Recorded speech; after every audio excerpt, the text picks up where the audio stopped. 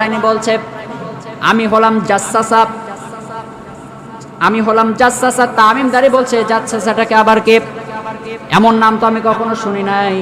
তখন ওই প্রাণটা বলতেছে জাসসাসা এর ব্যাখ্যা হলো আমি হলাম গোয়েন্দা।